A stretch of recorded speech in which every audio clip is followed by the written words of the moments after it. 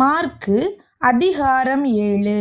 எருசலேமிலிருந்து வந்த பரிசேயரும் வேதபாரகரில் சிலரும் அவரிடத்தில் கூடி வந்தார்கள். அப்பொழுது அவருடைய சீஷரில் சிலர் கழுவாத அசுத்த கைகளாலே போஜனம் பண்ணுகிறதை அவர்கள் கண்டு குற்றம் பிடித்தார்கள்.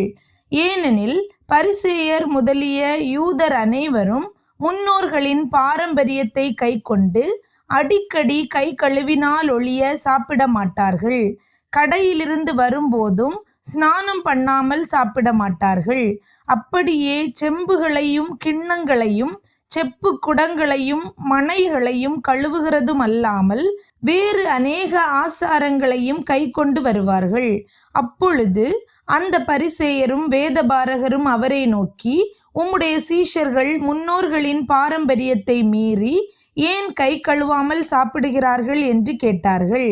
அவர்களுக்கு அவர் பிரதியுத்தரமாக, இந்த ஜனங்கள் தங்கள் உதடுகளினால் என்னை கனம் பண்ணுகிறார்கள், அவர்கள் இருதயமோ எனக்கு தூரமாய் விலகி இருக்கிறது என்றும், மனுஷருடைய கற்பனைகளை உபதேசங்களாக போதித்து வீணாய் எனக்கு ஆராதனை செய்கிறார்கள் என்றும் எழுதியிருக்கிற பிரகாரம் மாயக்காரராகிய உங்களை குறித்து ஏசாயா நன்றாய் தீர்க்க தரிசனம் சொல்லியிருக்கிறான். நீங்கள் தேவனுடைய கட்டளையை தள்ளிவிட்டு மனுஷருடைய பாரம்பரியத்தை கை கொண்டு வருகிறவர்களாய் கிண்ணங்களையும் செம்புகளையும் கழுவுகிறீர்கள் மற்றும் இப்படிப்பட்ட அநேக சடங்குகளையும் அனுசரித்து வருகிறீர்கள் என்றார். பின்னும் அவர் அவர்களை நோக்கி, நீங்கள் உங்கள் பாரம்பரியத்தை கை கொள்ளும்படிக்கு தேவனுடைய கட்டளைகளை வியர்த்தமாக்கினது நன்றாயிருக்கிறது. எப்படியெனில், உன் தகப்பனையும் உன் தாயையும் கனம் பண்ணுவாயாக என்றும், தகப்பனையாவது தாயையாவது நிந்திக்கிறவன் கொல்லப்பட வேண்டும் என்றும் மோசே சொல்லி இருக்கிறாரே. நீங்களோ, ஒருவன் தன் தகப்பனையாவது தாயையாவது நோக்கி, உனக்கு நான் செய்யத்தக்க உதவி எது உண்டோ அதை கொர்பான் என்னும் காணிக்கையாக கொடுக்கிறேன் என்று சொல்லிவிட்டால் அவனுடைய கடமை தீர்ந்தது என்று சொல்லி அவனை இனி தன் தகப்பனுக்காவது தன் தாய்க்காவது யாதொரு உதவியும் செய்ய ஒட்டாமல் நீங்கள் போதித்த உங்கள் பாரம்பரியத்தினால் தேவ வசனத்தை அவமாக்குகிறீர்கள். இது போலவே நீங்கள் மற்றும் அநேக காரியங்களையும் செய்கிறீர்கள் என்று சொன்னார். பின்பு அவர் ஜனங்கள் எல்லாரையும் வரவழைத்து அவர்களை நோக்கி, நீங்கள் எல்லாரும் எனக்கு செவி கொடுத்து உணருங்கள். மனுஷனுக்கு புறம்பே இருந்து அவனுக்குள்ளே போகிறதொன்றும் அவனை தீட்டுப்படுத்த மாட்டாது.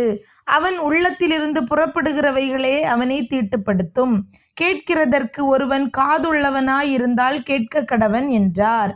அவர் ஜனங்களை விட்டு வீட்டுக்குள் பிரவேசித்த போது அவருடைய சீஷர்கள் அவர் சொன்ன உவமையை குறித்து அவரிடத்தில் விசாரித்தார்கள்.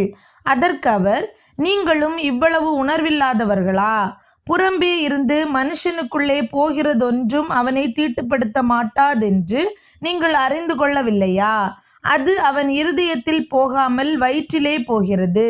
அதிலிருந்து எல்லா போஜனங்களின் அசுத்தங்களையும் கழிக்கிற ஆசன வழியாய் நீங்கி போகும்.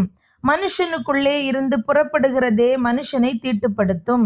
எப்படியெனில், மனுஷருடைய இருதயத்திற்குள்ளிருந்து பொல்லாத சிந்தனைகளும் விபச்சாரங்களும் வேசித்தனங்களும் கொலை பாதகங்களும் களவுகளும் பொருளாசைகளும் துஷ்டத்தனங்களும் கபடும் காமவிகாரமும் வன்கண்ணும் தூஷணமும் பெருமையும் மதிகேடும் புறப்பட்டு வரும்.